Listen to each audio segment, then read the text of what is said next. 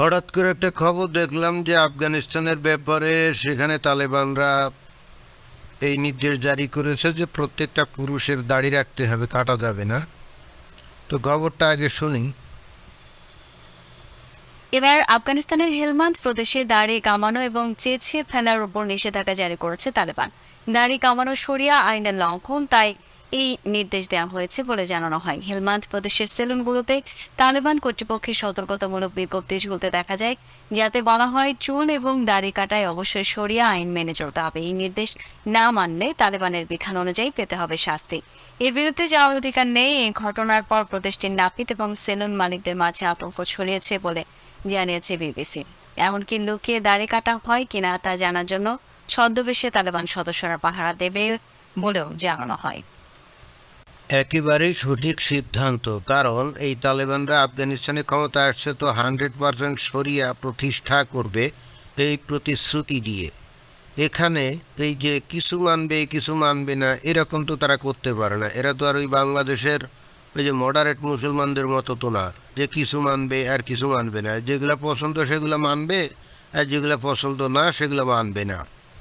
তালেবানরা একেবারে 100% শরিয়ার উপরে চলবে। আল্লাহ এবং তার নবী যে বিধিবিধান দিয়ে গেছে এর উপরে তাদের 100% আস্থা আছে। সেখানে ওই যে দাড়ি রাখা এটা তো সুন্নত, সুতরাং এইটা কেউ মানবে কেউ মানবে না এই ধরনের স্বাধীনতা এখানে কিন্তু কারো নাই। যদি এই ধরনের স্বাধীনতা কেউ ভোগ করতে চায় তাহলে তালেবানরা সেগুলো সহ্য করবে না।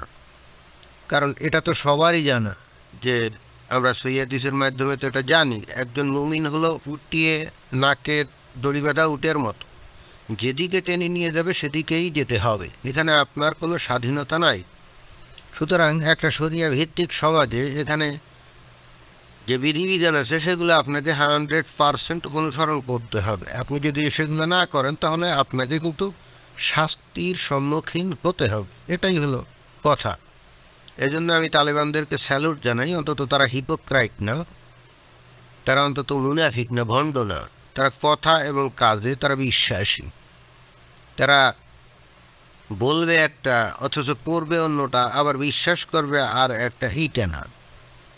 দেখুন যে সেখানে খাদ্যের অভাব, আমরা জানি যে অতি সত্বরই নাকি সেখানে খাদ্য ফুরিয়ে যাবে।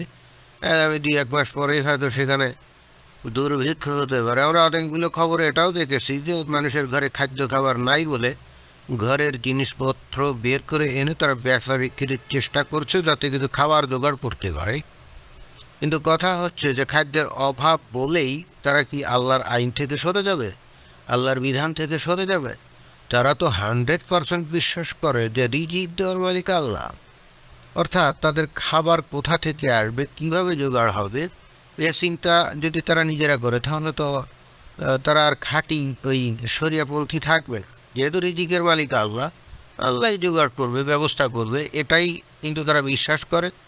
এবং এই বিশ্বাসের উপরে তারা কিন্তু দৃঢ়ভাবে আস্থাও রাখে। সুতরাং ওই যে খাবার নাই অথবা দুর্ভিক্ষ হচ্ছে বা হবে, এই জন্যে তারা যে শরিয়া থেকে কিছু বিধিবিধান তারা বাদ দিবে অথবা শরিয়াতে আসে কিন্তু পালন করবে না, এইটা কিন্তু তারা কোনো মতেই টলারেট করবে না। একই সাথে বাইরের যে ইহুদিন আছে কাফের, যারা নাকি তাদেরকে খাদ্যটাদ্য সাহায্য দিতে পারে, তাদের উপরে তারা আস্থা রাখে না। অথবা তারা দিলেও না দিলেও কিছু যায় আসে না। দিলে ভালো, না দিলেও কোনো সমস্যা নেই। তারা কিন্তু কারো কাছে যে কেঁদে কেটে বলছে না যে আমরা না খেয়েছি, আমাদেরকে খাবার দাও। আজ পর্যন্ত এই তালেবানরা কাউকে বলেছে? আমি তো শুনিনি।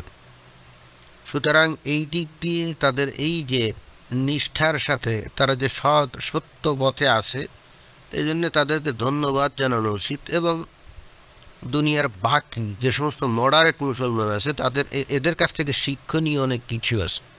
মডারেটদের বোঝা উচিত যদি তারা সত্যিকার অর্থে ইসলাম অনুসরণ করতে চায় তাহলে অবশ্যই তাদেরকে কি করতে হবে, কথা এবং কাজে মিল থাকতে হবে। যে বিশ্বাস তারা করে সেটা 100% অনুসরণ করার তাদের চেষ্টা করতে হবে। মুশকিলটা হচ্ছে এরা অনেক বিষয়ই আছে যেগুলো হয়তো মানে না, তখন এরা তর্কাতর্কি করে বোঝানোর চেষ্টা করে। এগুলো তো নাই, এগুলো তো এক ধরনের হিপোক্রেসি। আমরা এই মুসলিম সমাজ থেকে এই হিপোক্রেসিটা দূর হয়ে যাক, এটাই কামনা করে। ধন্যবাদ সবাইকে।